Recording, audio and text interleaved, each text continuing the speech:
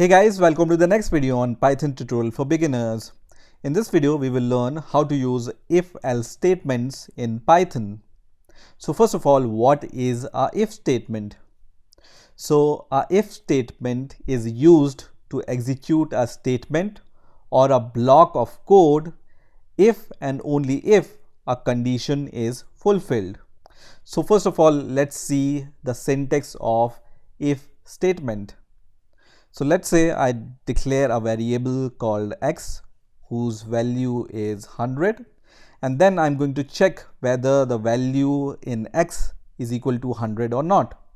So I can use this keyword if, and then if you have seen the last video in which I have shown you how to use comparison operators and logical operators, then you will know that for equality we use a double equal symbol, and then I'm going to just check it against 100.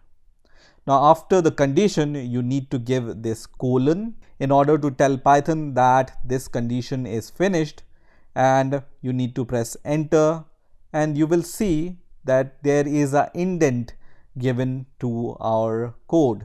And you can see this cursor is here, which is 4 spaces away from the start or 1 tab away from the start.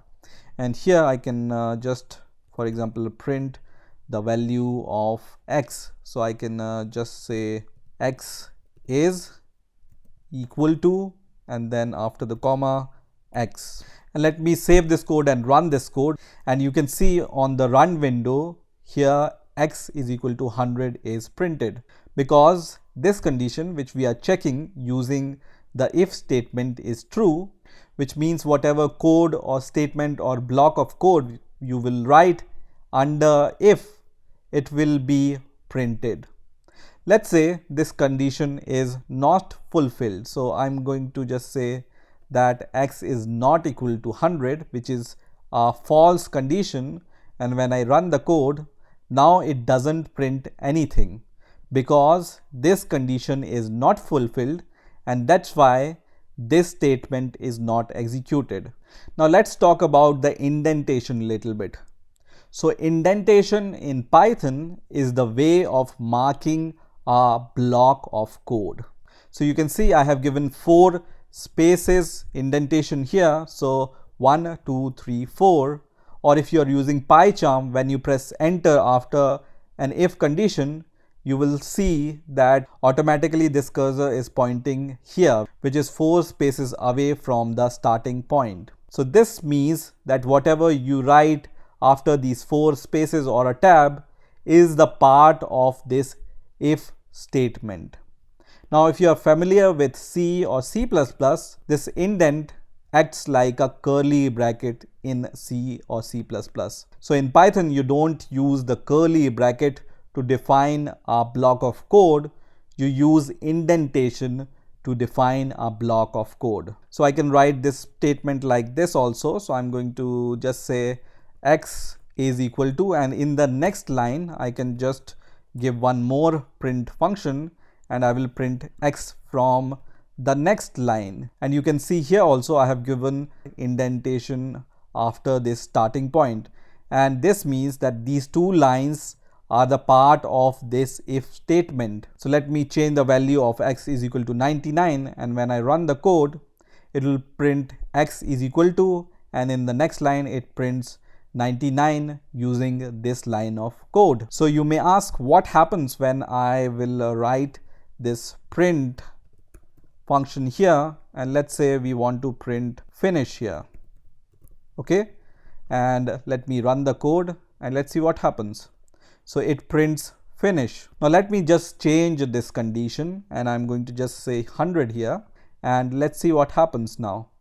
So now only finish is printed because this line of code is not the part of if condition. Only statement which you write after 4 spaces will be the part of the if condition, like this line and this line of code. But if you don't give any indentation here, that means that this line of code is not the part of the if statement. Now let's take another scenario, and this time I want to check whether the value of x is a positive value or a negative value. So I will start from here and I will give one more if statement here, and I will just check whether x is greater than 0 or not, and then give this colon to indicate Python that I have finished this condition. And then if it's greater than 0, then I'm going to print that x is positive. Now if x is not positive and if it has a negative value, I need to somehow print that x is a negative value. And for this you use a else statement.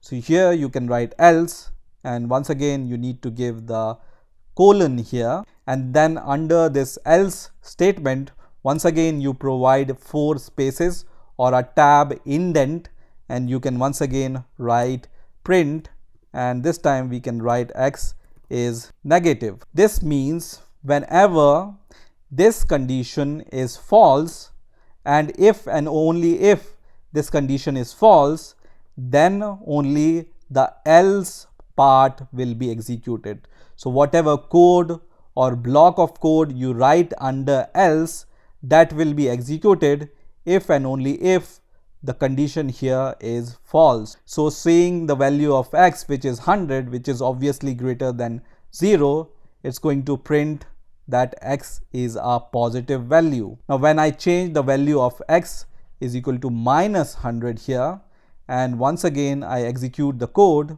first of all it prints that x is minus 100 here, because first of all this condition is checked, and obviously minus 100 is not equal to 100. So this condition is true. So these 2 lines of code are executed because this condition is true. And here, because this condition is false, that's why this statement is not printed, and the execution of code goes to the else condition, and then this line of code will be executed, which is x is negative, and you can see here. And this line of code is independent of both these if statements, and that's why it will be printed always. Now as we have seen from our last video, that we can provide multiple conditions using a logical operators. So we can here also write that if x is not equal to 100, or if the value of x is less than 0, let's write here x is less than 0, then only we want to print this statement. So once again when we run the code, in this case both the conditions are true, that's why this is printed. If we write here that x should be greater than 0, then also this will be executed because one of the condition is true, and because in the case of OR we only need to satisfy one condition out of multiple conditions. In the case of AND, when I write AND here and run the code now, you can see this is not executed because one condition is true here and other is false. And in the case of AND, we need to satisfy both the conditions, and then only these 2 statements will be executed, or this block of code will be executed. So this is how you can use if-else statements in Python. I hope you have enjoyed this video. I will see you in the next video.